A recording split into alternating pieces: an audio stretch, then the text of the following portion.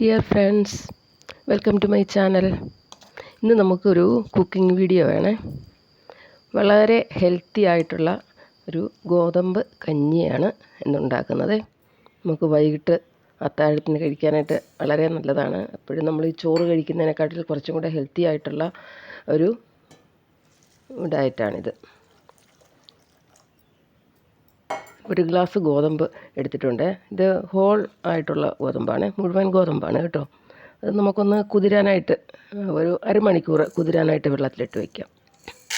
ഇതിനൊപ്പം ചെറുപയറും കൂടെ ചേർത്താണ് നമ്മൾ കഞ്ഞി വയ്ക്കുന്നത്. 1/2 ഗ്ലാസ് ചെറുപയറാണ് ഇട്ടിരിക്കുന്നത്. 1 ഗ്ലാസ് ഗോതമ്പ്, 1/2 ഗ്ലാസ് ചെറുപയറാണ് ഇട്ടിരിക്കുന്നത്. ചെറുപയർ നമുക്കൊന്ന് കുതിരാൻ വേണ്ടിയിട്ട് വയ്ക്കാം. അരമണിക്കൂർ കഴിയുമ്പോൾ നമ്മൾ നന്നായി വാഷ് ചെയ്തിട്ട് ഒരു പ്രഷർ കുക്കറിലേക്ക് ഇട്ട് കൊടുക്കാം. അതുപോലെ ചെറുപയറും കൂടെ നമുക്ക് നന്നായി വാഷ് ചെയ്ത് രണ്ടും കൂടെ ഒരുമിച്ചിട്ടാണ് നമ്മൾ കുക്ക് ചെയ്യാൻ പോകുന്നത്. അപ്പോൾ ചെറുപയറും കൂടെ നമുക്ക് അതിനകത്തേക്ക് ആഡ് ചെയ്യാം. ആവശ്യത്തിന് വെള്ളവും കൂടെ ഒഴിക്കാം. ഇനി നമുക്ക് സ്റ്റൗവിലേക്ക് വയ്ക്കാം. അത് ചെറുപയറിൻ്റെ ഗുണം പറയണ്ടല്ലോ, വളരെ ഹെൽത്തി ആയിട്ടുള്ള ഐറ്റം, ധാരാളം പ്രോട്ടീൻ അടങ്ങിയിട്ടുള്ളതാണ്. ഇപ്പോൾ കാർബോഹൈഡ്രേറ്റും പ്രോട്ടീനും എല്ലാം ഉള്ള ഒരു ബാലൻസ്ഡ് ആയിട്ടുള്ള ഒരു ഡയറ്റായിട്ടാണ് നമുക്ക് ഈ കഞ്ഞി പ്രിപ്പയർ ചെയ്യുന്നത്. ആദ്യം നമ്മൾ ഹൈ ഫ്ലെയിമിൽ തന്നെ വെക്കാമേ. ഒരു ആദ്യത്തെ വിസിൽ കേട്ടതിന് ശേഷം നമ്മൾ മീഡിയം ഫ്ലെയിമിലേക്ക് ഇടുക.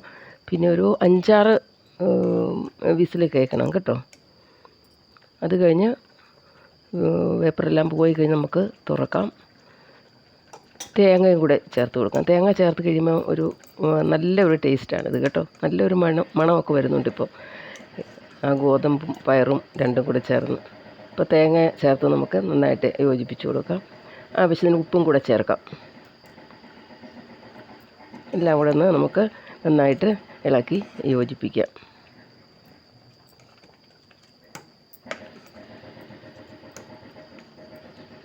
വളരെ ഹെൽത്തി ആയിട്ടുള്ള നമ്മുടെ ഗോതമ്പ് കഞ്ഞി റെഡി ആയിട്ടുണ്ട്. എല്ലാവരും ഒന്ന് ട്രൈ ചെയ്ത് നോക്കണം കേട്ടോ. വളരെ ടേസ്റ്റി ആയിട്ടുള്ള ഐറ്റമാണ്. നമുക്കിതിൻ്റെ കൂടെ അച്ചാറോ അല്ലെങ്കിൽ പുളിശ്ശേരിയോ എന്തെങ്കിലുമൊക്കെ കൂട്ടി കഴിക്കാം, ഒരു പപ്പടമൊക്കെ ഉണ്ടെങ്കിൽ. Thank you for watching.